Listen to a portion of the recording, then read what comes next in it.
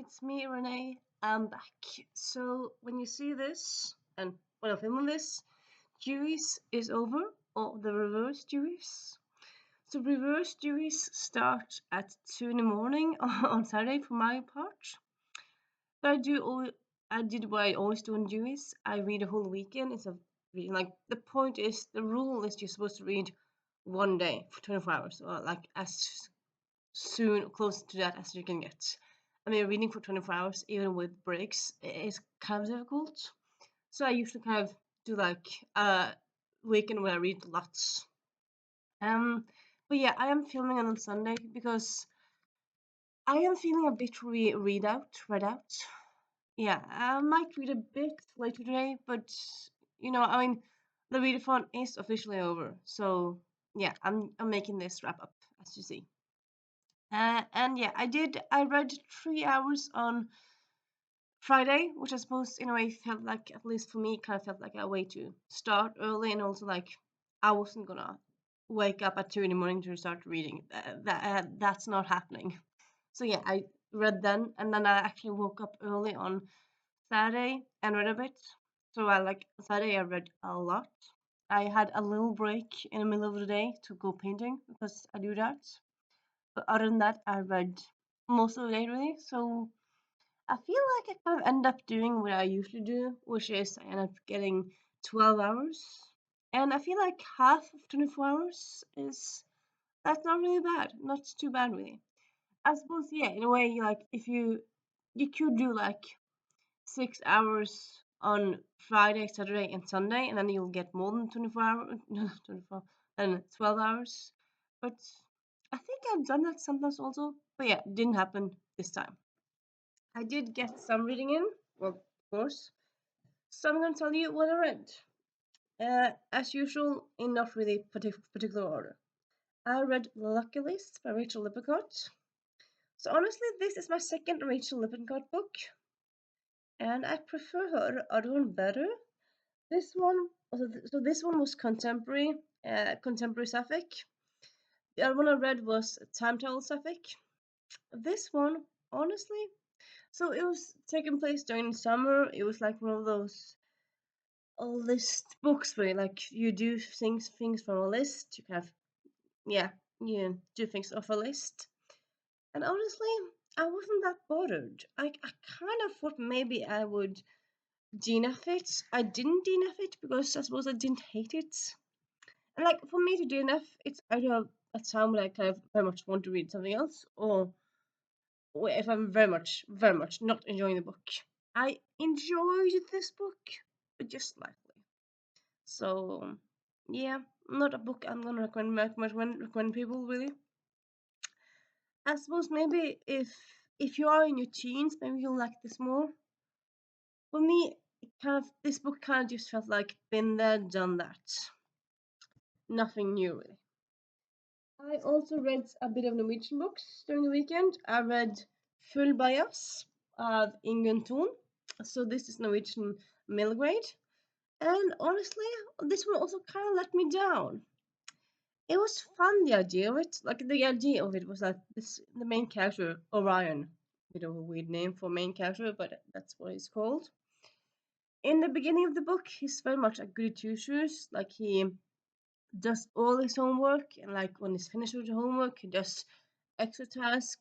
He he pleases his teachers. He's happy with his family. Like he has a lot of medals because he always wins in different things. Like he's the best in gym. He's the best in all his classes. He's the best at marching band. Like he's everything at just top notch.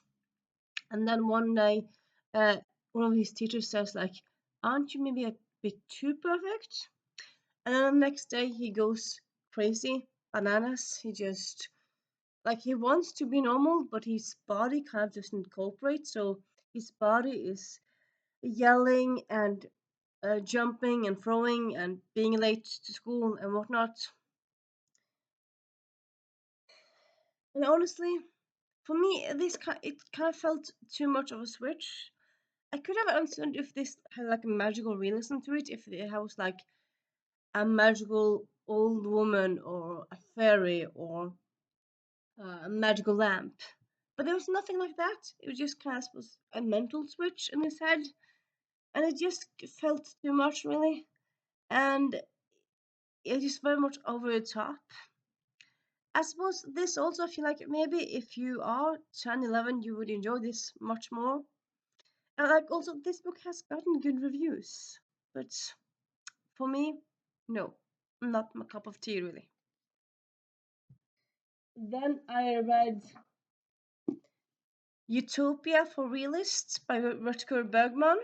So Rutger Bergman is a Dutch, what is he? I think he's an economist. Yeah, he's an economist.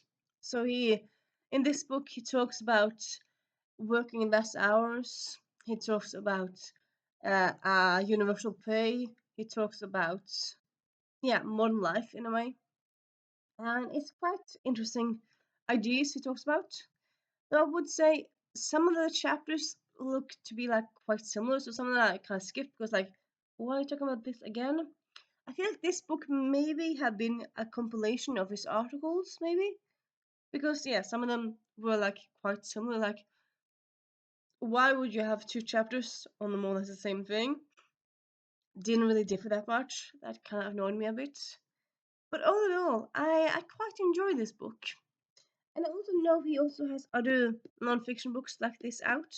He has one called Humankind, all about how nice humans can be. Often you think about all the wars and stuff, but sometimes humans are nice. And that's very much on my TBR, on my radar. I might do that for non-fiction November. And yeah, definitely recommend this book. Gave me some new insights. Then we have Melissa by Alex Gino. And I've heard about this before. And I found it in a library of watching notes. I'm gonna pick it up. It's a book about a trans teen.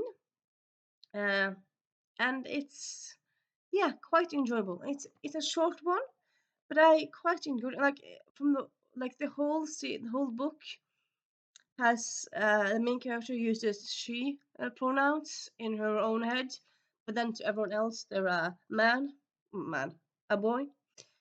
And then more of this time in the book they use a dead name, but at the end they use Melissa, and that's kind of what they're most comfortable with, really. And it was a delight. I very much enjoyed it. It had some transphobia in here and there, but for most part, it was a delight to read, and I very much enjoyed it. And also, I didn't know, but yeah, this same author who wrote Alice Austen lived here, which I read last year and loved. And yeah, I just didn't know it was the same author. But yeah, this is a modern, I would say, I feel like it's kind of a modern classic. It's the least book that's been banned quite a lot. So I feel like if a book's been banned, you're a classic. So yeah. Then we have then we have Stjerner i mørket, or the original one is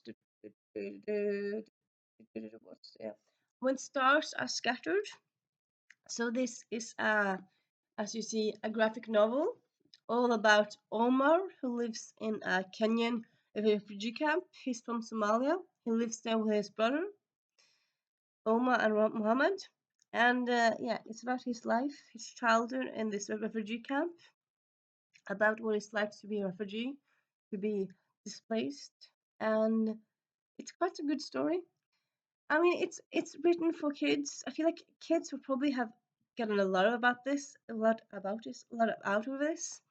I enjoyed it. I didn't absolutely love it, but it was a good read. I did read it. I did read it. I did enjoy it. And yeah, it's definitely a book I would recommend if you haven't read anything about refugees. If you're into graphic novels, if you're a teen or young teen yourself, pick up this book. Recommend it. Then, sorry, I also read Ikke alle gjorde motstand under krigen by Jon Jonevik.